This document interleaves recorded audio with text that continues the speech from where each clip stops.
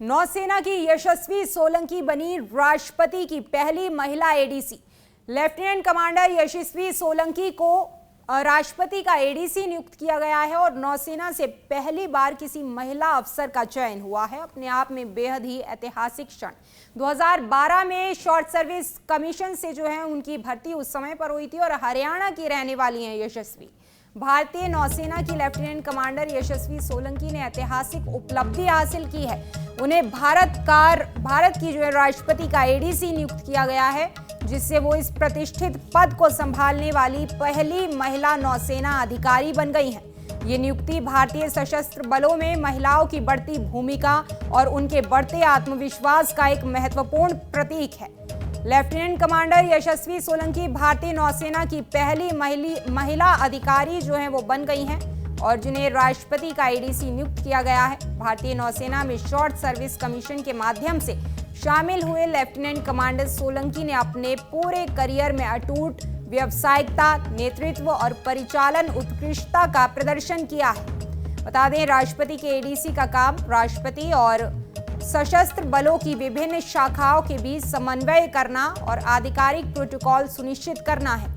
राष्ट्रपति के पास आमतौर पर 5 एडीसी होते हैं, जिसमें 3 सेना से, 1 नौसेना से और 1 वायुसेना से होता है।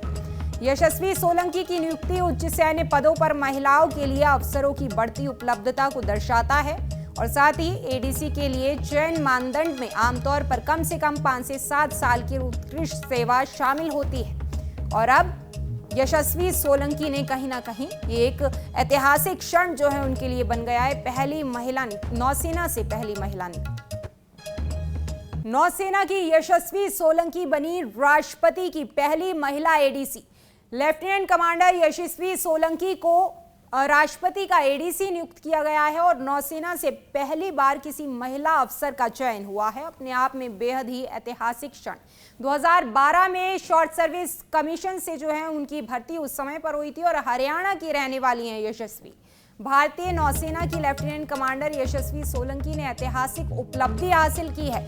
उन्हें भारत की जो है राष्ट्रपति का एडीसी नियुक्त किया गया है, जिससे वो इस प्रतिष्ठित पद को संभालने वाली पहली महिला नौसेना अधिकारी बन गई हैं। ये नियुक्ति भारतीय सशस्त्र बलों में महिलाओं की बढ़ती भूमिका और उनके बढ़ते आत्मविश्वास का एक महत्वपूर्ण प्रतीक है।